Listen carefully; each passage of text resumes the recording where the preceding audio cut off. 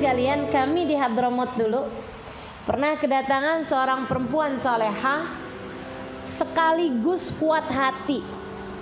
Solehah sekaligus kuat hati, berani kemana-mana sendirian. Saya lihatnya ayah min ayatillah, tanda-tanda kekuasaan Allah. Umurnya udah sekitaran 70-an tahun, kemana-mana sendirian, dan beliau pincang. Pincangnya itu bukan asal pincang, lumpuh. Jadi kaki doang nggak bisa dipakai buat jalan, jalannya ngesot. Naik kursi roda, teman-teman saudaraku sekalian. Tapi bepergian. Bepergiannya kemana? Bukan dari Tebet ke Condet, bukan. Dari Abu Dhabi ntar datang ke Tarim. Dari Uni Emirat Arab ke Yaman. Ntar dia di Yaman berapa lama gitu, dia bilang saya pengen umroh, berangkat umroh. Dari Yaman ke Saudi Arabia. Ntar dari Saudi Arabia dia mau berkunjung ke anaknya yang ada di mana. Kayak gitu aja tuh. Hubabah Haddadah namanya. Hubabah Haddadah, cucu dari Habib Abdurrahman Al-Masyhur, Mufti Hadramaut pada zamannya, penulis kitab Bughyatul Mustarsyidin.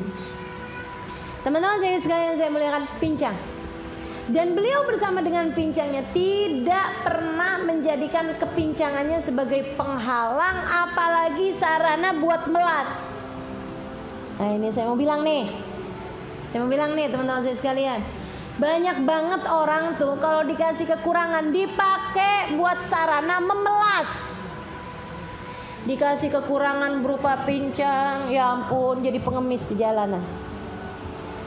Dikasih kekurangan berupa pandangan mata, gitu ya, dipakai buat minta-minta, buat minta dibelas kasihani.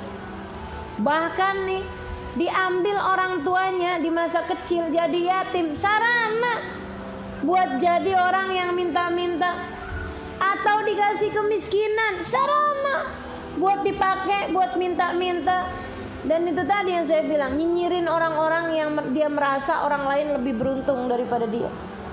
Teman-teman saya sekalian, hati-hati nih sama penyakit tidak mudah bersyukur.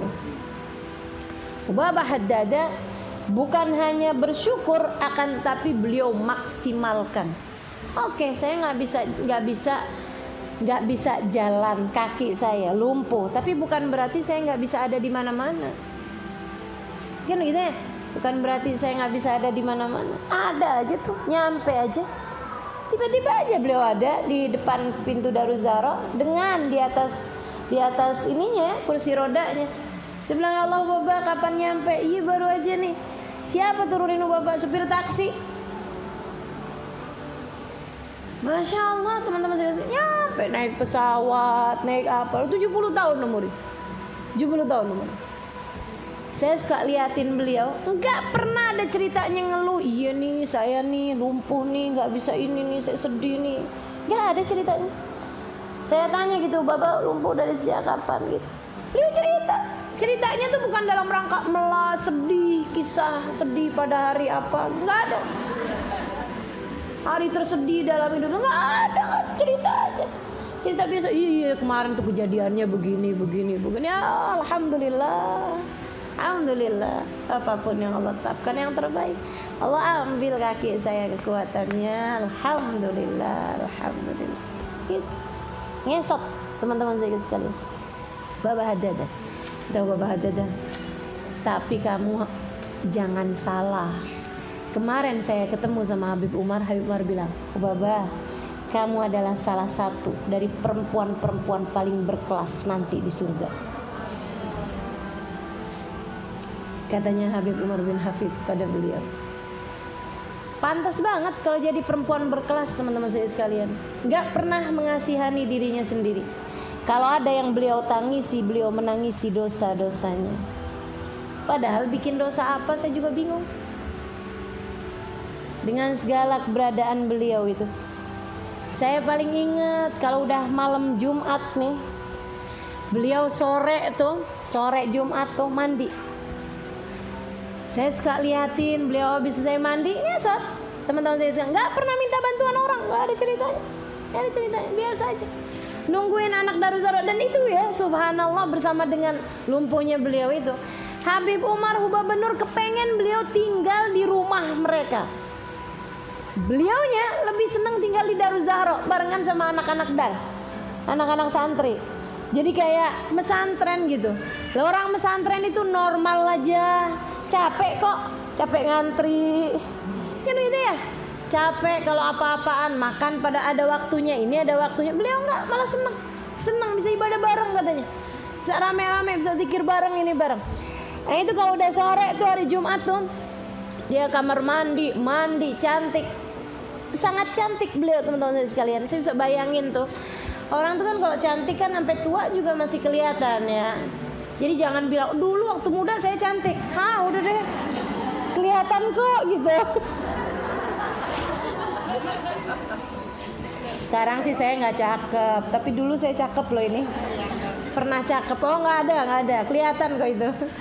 Jadi ini Ubabah Haddad cantik teman-teman saya sekalian, putih cantik gitu ya. Nanti tuh habis dari kamar mandi tuh, beliau pakai bedak, pakai lipstik, dandan tiap malam Jumat.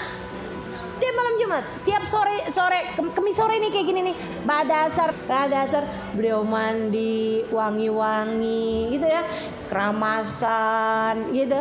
Habis itu beliau pakai bedak, beliau pakai lipstik, beliau pakai minyak wangi, pakai baju baru ganti gitu kan, diganti baju cantik semuanya gitu. Saya pertamanya mikir Ubabah mau pergi kemana, ada acara uzumah apa gimana? Enggak, katanya gitu. Teman-teman saya sekalian, saya baru taunya karena setelah saya perhatiin, kami ini kalau habis maghrib hari Jumat kami baca maulid barengan sama Darul Mustafa tuh, kita baca bareng-bareng sebelum nanti Habib Umar bakal ngasih tausiah sama kita, sama ngasih ceramah gitu sama kita gitu ya.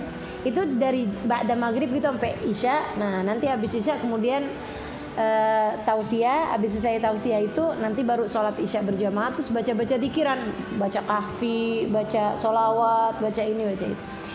Itu Ubabah Haddad rupa-rupanya dandan buat itu, dandan buat maulidan. Sampai sekarang saya masih ingat rona mukanya Ubabah Haddad kalau baca maulid.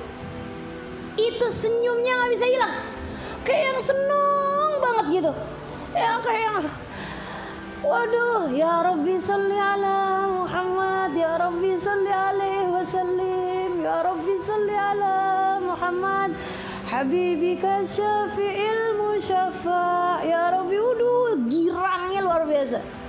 Jadi dia dandan rupanya buat itu, buat maulidan. Sampai nanti kalau qiyam teman-teman saya sekalian, kalau udah qiyam tuh begitu kan, udah yang subhanallah alhamdulillah la ilaha illallah allahu akbar tajallatin alwaru min kullil jihati fa waqtu miladil musyaffa'i hana wa qubaila fajrin abrazat syamsal huda waharal habibu mukarraman wa musana. Itu beliau merambat-rambat di dinding, beliau kemudian berdiri dengan lututnya, dan berdiriinnya tuh dia tuh kayak yang saya bisa ditinggi-tinggiin sama beliau dengan penuh wajah sukacita. Kayaknya yang ini kalau Nabi Muhammad datang saya nggak berdiri ini malu nih, jadi saya harus berdiri nih, harus nyambut Nabi nih. Itu dengan penuh sukacita, dengan penuh rasa bahagia teman-teman saudariku sekalian. Saya ketika ngelihat beliau tuh lagi mau berdiri nih, saya sampai bilang, wah ini sih bukan mau berdiri nih, ini mau ngambil langit nih kayaknya nih, mau meraih bintang nih. Dari kayaknya semuanya bisa beliau ambil gitu, di usahanya untuk berdiri tersebut. Masya Allah. Cinta. Mereka pakai anggota tubuhnya yang ada, yang dia punya, yang dia bisa, untuk menunjukkan cinta, menunjukkan pengabdian, menunjukkan bakti kepada Allah Subhanahu wa taala dan Rasulnya.